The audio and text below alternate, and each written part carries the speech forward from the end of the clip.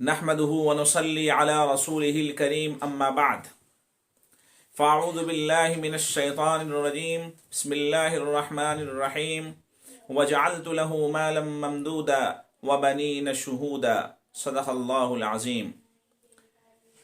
محترم حضرات، قرآن پاک کی جو یہ دو آیتیں تلاوت میں نے کی ہیں، اس کے تعلق سے خلاصہ یہ ہے کہ اللہ تبارک و تعالی نے اولاد کو اور مال و دولت کو جو انسان کے پاس موجود ہو بڑی نعمتیں بتلائی ہیں۔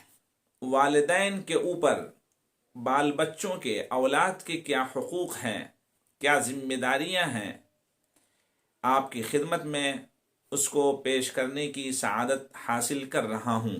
قرآن و احادیث کے مطالعے سے یہ بات سامنے آتی ہے کہ اولاد اللہ کی بڑی نعمت ہے اور یہ بہت بڑی امانت بھی ہے۔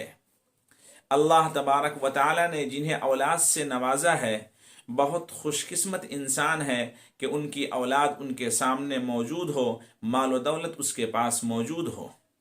رسول اللہ صلی اللہ علیہ وسلم نے اولاد کی خیر خواہی دینی اعتبار سے بھی اور دنیاوی اعتبار سے بھی ماں باپ کے لیے ضروری اور لازم قرار دیا ہے۔ قرآن و حدیث کے مطالعے سے یہ معلوم ہوتا ہے کہ ماں باپ کے اوپر اولاد کے کئی حقوق ہیں۔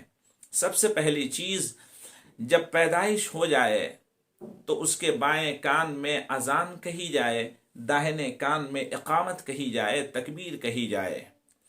دوسرا حق والدین کے اوپر یہ ہے کہ 7ویں دن اس کا عقیقہ کیا جائے۔ تیسرا حق یہ ہے کہ بہترین اس کا نام رکھا جائے۔ حضور پاک صلی اللہ علیہ وسلم نے ارشاد فرمایا، تسموا باسماء الانبیاء، اپنے بچوں کے نام نبیوں کے نام کی طرح نبیوں کے نام پر رکھو۔ نوح رکھو، آدم رکھو، سلیمان رکھو، داؤد رکھو، ابراہیم رکھو، اسماعیل رکھو، یوسف رکھو، صالح رکھو، محمد رکھو، عیسیٰ رکھو۔ اس طرح اپنی اولاد کے نام نبیوں کے نام پر رکھو۔ انشاءاللہ نبیوں کے نام پر نام رکھنے سے برکت ہوگی۔ بہت سارے لوگ یہ سمجھتے ہیں کہ نبیوں کے جو نام ہیں، اسماعیل ہیں، ابراہیم ہیں، یوسف ہیں، صالح ہیں، محمد ہیں، تو یہ بوڑھے نام ہیں۔ نعوذ باللہ، اس طرح کی باتوں سے ہمیں اور آپ کو احتیاط رکھنے کی ضرورت ہے۔ نبیوں کے نام پر نام اولاد کا رکھنے سے اللہ برکتیں عطا فرماتا ہے۔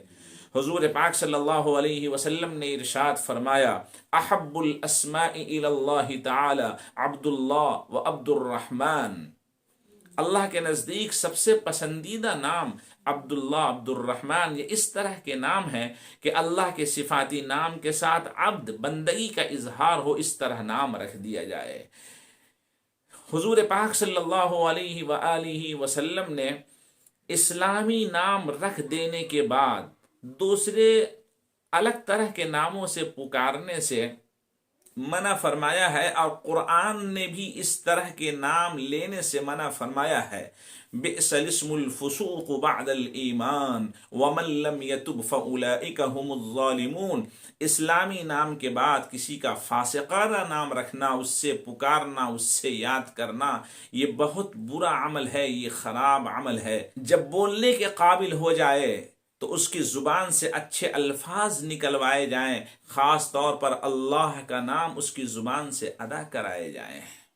7 سال کا ہو جائے بچہ تو اس کو نماز کا حکم دیا جائے، اور 10 سال کا ہو جائے نماز نہ پڑھنے پر اس کی تنبیہ کی جائے۔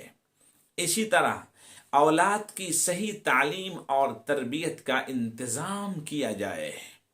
حضور پاک صلی اللہ علیہ وسلم نے ارشاد فرمایا کہ کسی باپ نے اپنے بیٹے کو بہترین ادب سکھانے سے بڑی کوئی دولت یا نعمت نہیں دی۔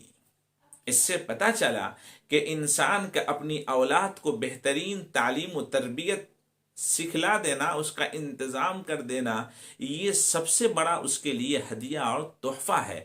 ہم سب کو یہ سوچنا چاہیے کہ ہم اور آپ شادی بیاہ میں لاکھوں لاکھ خرچ کرتے ہیں، اور 1-2 دن کے اندر مہینوں سالوں کی کمائی پھونک دیتے ہیں، کیا ہی بہتر ہوتا کہ ہم اور آپ اپنی اولاد کو اچھی تعلیم دے دیتے، اسی پیسے سے اچھی تربیت کر دیتے کہ وہ جس گھر جاتی ہماری لڑکیاں یا ہمارے بچے پڑھ کر کے فارغ ہوتے ہیں تو وہ ہزاروں ہزار گھروں کو سدھار دیتے، یعنی ان گھروں کے اندر دیا روشن کر دیتے، علم کی روشنی اور اس کا شمع جلا دیتے ہیں۔